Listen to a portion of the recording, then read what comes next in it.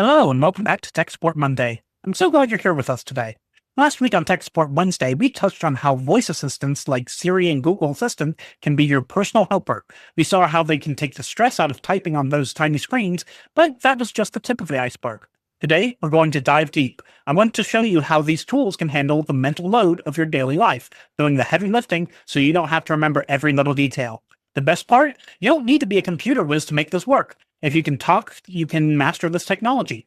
We're going to turn your device from a confusing gadget into a tool that actually gives you more time and less worry. Let's get started.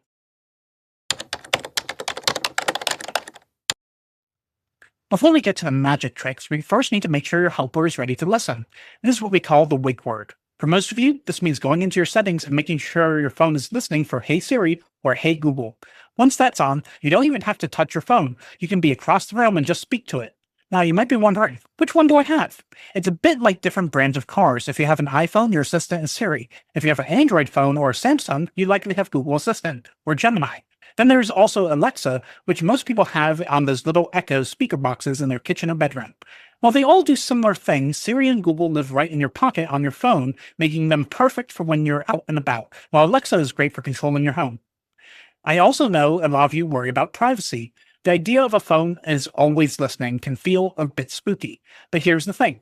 These devices are designed to ignore everything you say until they hear that specific wake word. It's like a dog waiting for its name to be called.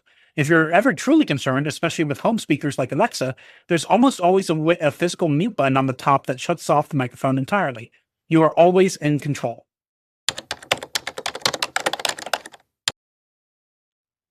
Now your assistant is ready and you understand where it lives, let's talk about one of the biggest stress relievers, hands-free communication. We've all been there. You're driving and you need to send a quick update, or perhaps you're in the middle of a recipe with flour all over your hands and your phone starts ringing. This is where your voice assistant truly shines as a safety tool. You can simply say, "Hey Siri, send a text to my daughter," or "Hey Google, call John on the speakerphone." The phone will ask you what you want to say, repeat it back, and then make sure it's right, and send it off without you ever touching the glass. But here's a tip many people don't know. Your phone can also be your eyes. If you struggle to read small text messages you can ask, "Read my last text message." Your assistant will tell you who sent it and read the content out loud. It's a wonderful way to stay connected without straining your eyes or having you stop what you're doing.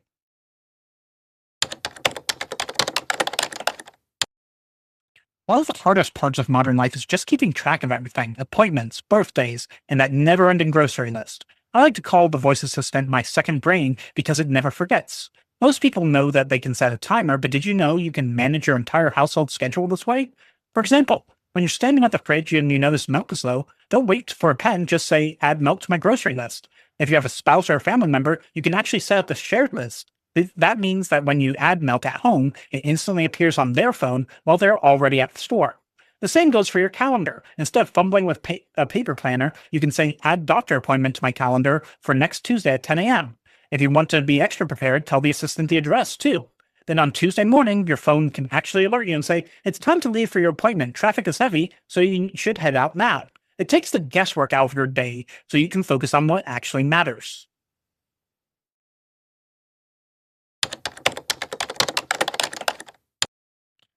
This is where things get really exciting, and it's a feature most people miss. Most of us use reminders based on time, like remind me at 4 p.m., but your voice assistant can also remind you based on where you are. This is a game changer for anyone who's ever walked into a store and completely forgotten why they were there.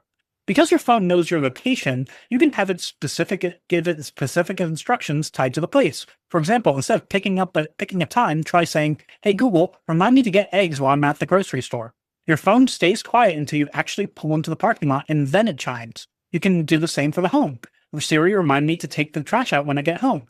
The moment you pull out into your driveway, your phone will give you a gentle nudge. It's like having a digital sticky note that only appears when you exactly need it where you are.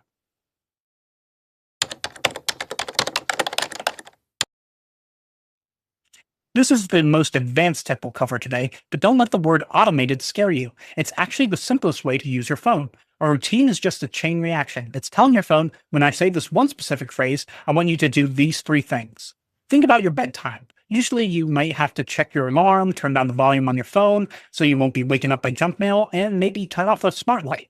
With a routine, you can just say, "Hey Google, good night." Suddenly your phone sets your 7 a.m. alarm, puts itself in do not disturb mode, and tells you tomorrow's weather so you know what to wear when you wake up. You can do the same thing in the morning. A good morning routine can turn up your screen brightness, read your calendar for the day, and play your favorite news station or music. It turns a series of technical chores into one simple conversation. It's about making your technology adapt to your life rather than you having to learn how to adapt to technology.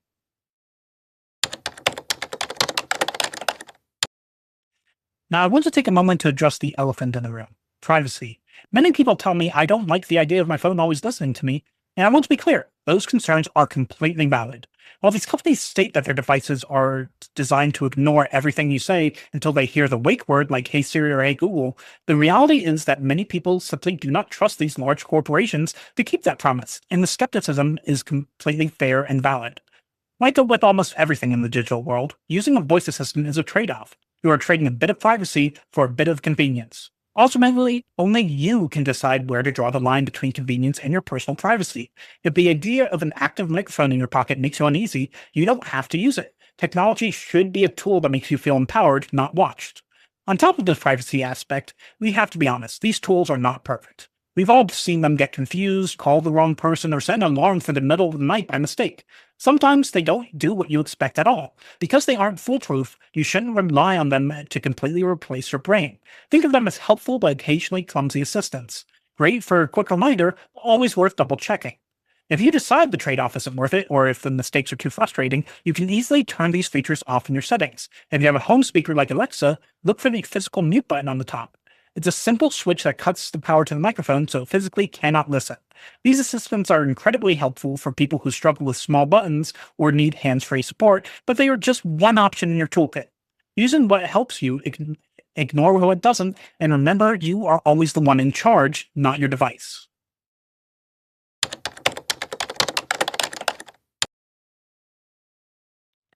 That's a great question, Mateo. Most devices have a feature called voice match or voice recognition.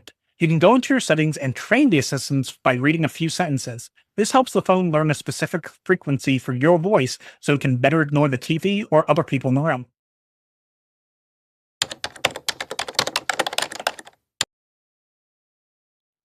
You certainly can be. You don't need to stick to just one list. You can tell your assistant, please create a new list called pharmacy, and from then on, you just say, add heart medicine to my pharmacy list, and it will keep those items completely separate from your groceries.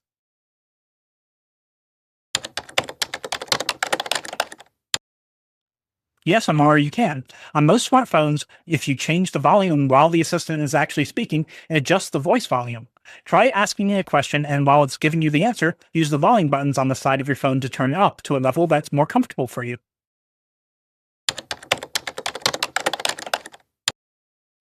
That's a common worry, Lars. The good news is that these assistants are getting very smart at filtering out filler words like Also, before the message is sent, the assistant will usually read it back to you and ask, do you want to send it or make changes?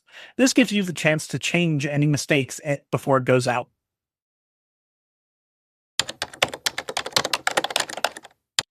That's actually one of the most useful tricks, and I use it way often than I should need to. If you have a smart speaker like an Alexa or Google Home, you can simply say, find my phone, and your phone will start ringing at full volume, even if you left it on silent, making it much easier to track down.